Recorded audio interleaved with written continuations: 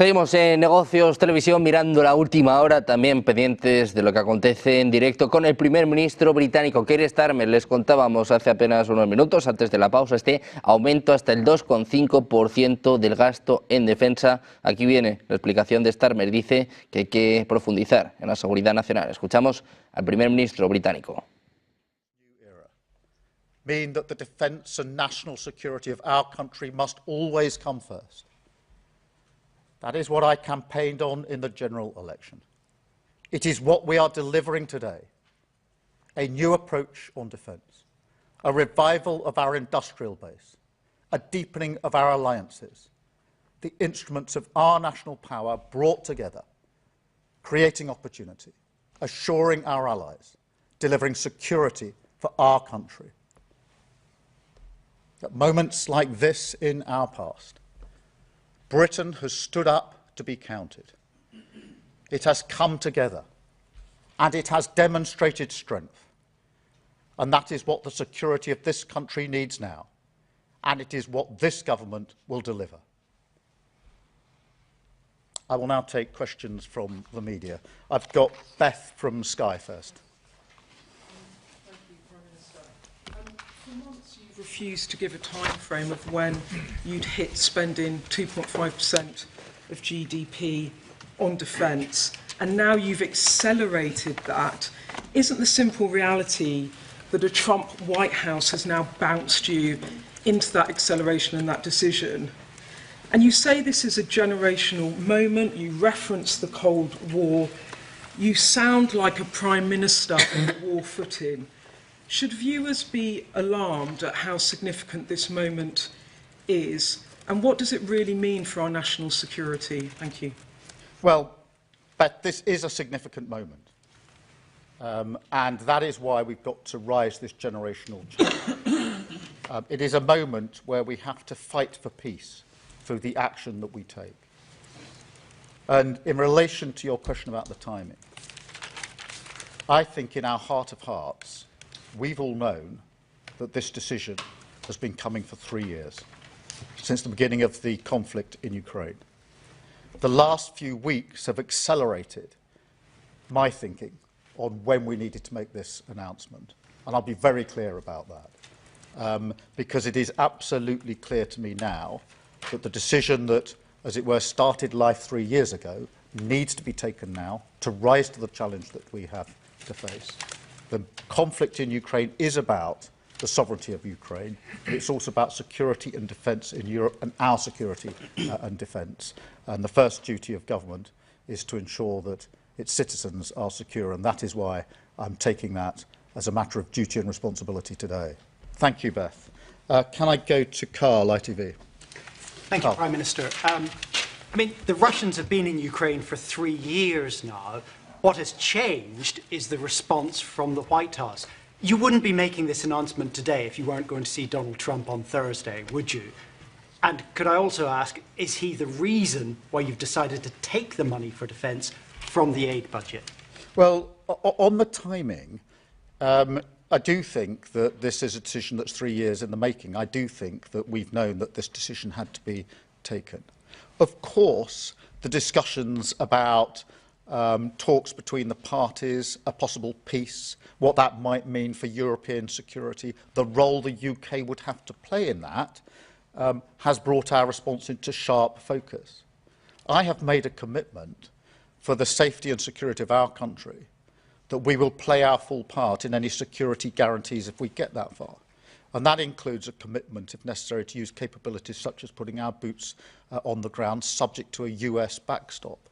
But it is that context, and in that context, that yes, I have pushed our system to move this date forward, because I think it's vital that we take this decision now, that we rise to the occasion, and we show the leadership that's needed across Europe in response to a very changed context. And that's why I've made this decision today.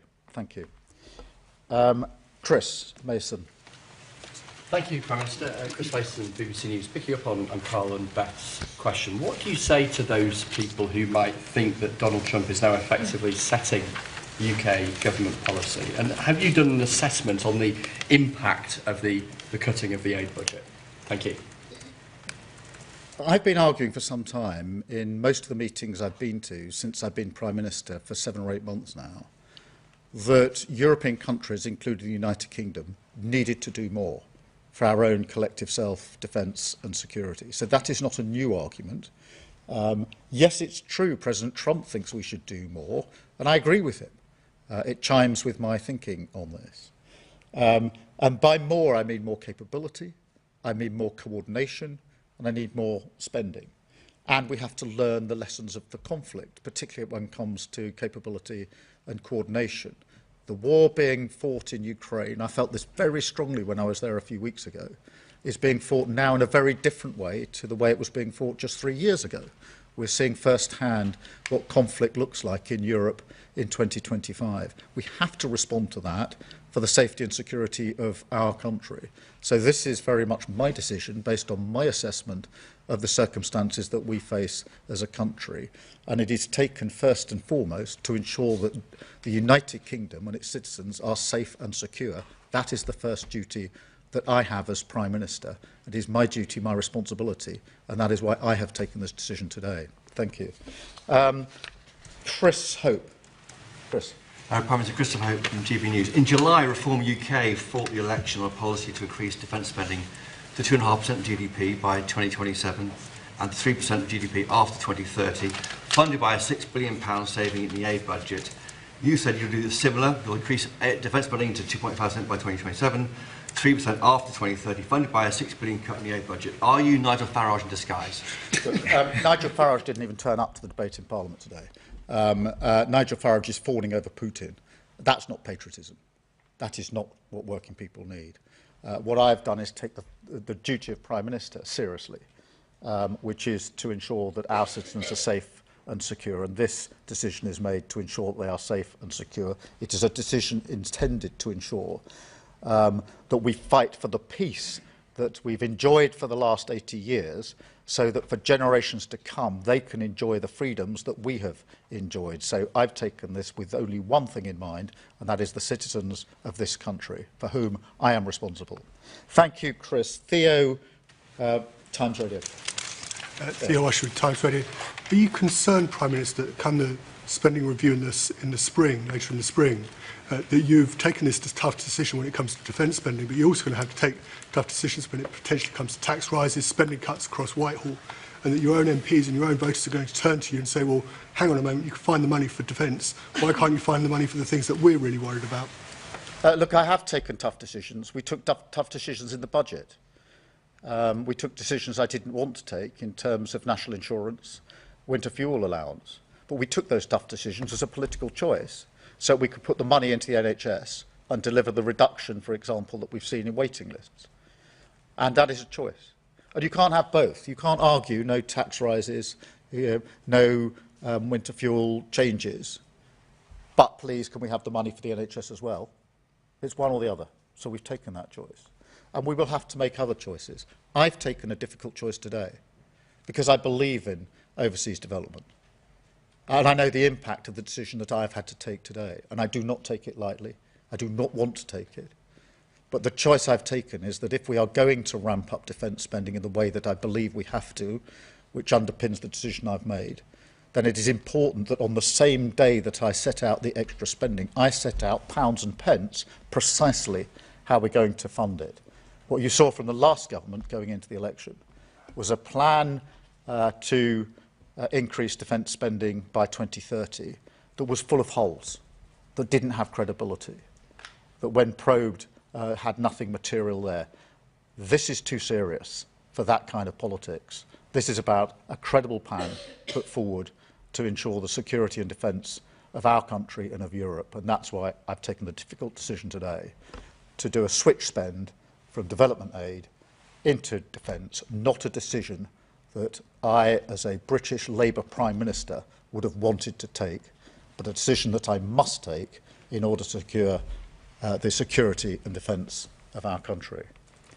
Jason from the Mail. Thanks, PM. You're off to see Donald Trump in a couple of days. We've had him calling Zelensky a dictator, suggesting he could be cut out of talks about the future of his own country. Can you change his mind about Ukraine? And I think you've had a chat with President Macron this afternoon. There's other European leaders coming here on Sunday. To what extent is this now a European effort to kind of lobby the US back into a better position? I have spoken to President Zelensky a number of times. I spoke to him on Wednesday night as the democratic elected leader in Ukraine. I spoke to him again on Saturday. I have spoken to President Macron this afternoon on his return to France, and I am hosting a number of countries at the weekend for us to continue to discuss how we go forward together as allies in light of the situation that we face. But I come back to something I said earlier today. This is not about a choice between the US or Europe. That would be a historic mistake in my view. This country has always been a key ally of the US and a keen ally with our European partners, and it's important that we continue to do so. The US is our most important alliance on NATO, on our nuclear capabilities, on AUKUS, and so much more that we do together. We fought wars together. We have an incredible amount of trade between us. And that alliance matters to me, it matters to this country. But equally, we have to ensure that we have the right alliances with our European partners so that together, in the way that this country has always done, and drawing together our European partners and the US, we have strength in our special position, the special relationship, which is not just a set of words. It's forged and has been forged over many years and withstood many, many challenges, and is important today as it's ever been, in my view. Thank you. I've got Harry from The Sun. Thank you, Prime Minister. Harry Cole from The Sun. You talk about our most important alliance and the special relationship there. Can I get your reaction then to the remarkable scenes we saw at the United Nations last night, where the United States, apparently our most important ally, was voting with hostile states like North Korea, Iran, and astonishingly Russia? How did that make you feel as the man who has to go and sit next to the president on Thursday and say all this stuff to his face? We voted in the way we voted last night, and so the record of the United Kingdom government is clear in relation to our position on Ukraine, and I have said repeatedly that our support for Ukraine is unwavering. We'll support them for as long as is necessary, because this is about the sovereignty of Ukraine. It's about the freedom and security of Europe and of our own country. I will go to see President Trump. I've already met him in September of last year. I've had a number of conversations with him in order to ensure we can take the relationship between our two countries from strength to strength, to make sure we can meet the challenges of the world as it now is together. And for me, that is far more important than commenting on individual resolutions at the UN, notwithstanding the context that that inevitably creates. So I am going. We have a good relationship, and we have a positive relationship. Our countries have a strong relationship, and I will be going to build that relationship and take it from strength to strength. And that is something that President Trump and I have already discussed on the phone in the various exchanges that I've had with him. And then Lizzie from the Mirror. Lizzie. Hi, Lizzie Buchan from the Daily Mirror. Aid organisations have reacted with alarm at the decision to cut the overseas aid budget and warned it could leave the world less safe. David Miliband from the International Rescue Committee has said that the overseas aid budget can help prevent people from being displaced. Is this likely to hamper your efforts to curb irregular migration by driving more people to flee to UK and Europe, particularly when coupled with the US freezing its own humanitarian assistance? As I've said, the decision on aid and cutting aid is not a decision I wanted to make. And it is important that I'm clear that we will continue our support in areas such as Gaza, Sudan, Ukraine, of course. And that's the context in which we've made this decision.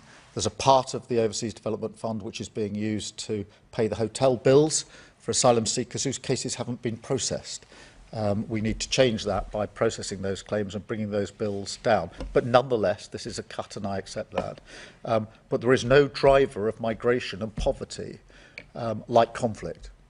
And that is why ensuring that by taking strong action now to deter tyrants like Putin, we have to take the decisions we've made today. Not a decision I wanted to take, a decision that's necessary for the protection of our country. And the very people who are most vulnerable are those that would be hit hardest if there was conflict. And that is why today I've taken necessary steps to avoid conflict. Thank you very much indeed. Thank you. Hasta aquí ha llegado la comparecencia por parte de Keir Starmer, el primer ministro británico. Habla de la reunión de líderes europeos el próximo domingo en Londres. Habla también de su relación con Donald Trump. Dice que va a ser una relación muy positiva. Y ojo con el último mensaje que dejaba sobre la mesa. Dice que elegir entre Europa o Estados Unidos sería un error histórico. Pendientes de las declaraciones de Keir Starmer, miramos también a la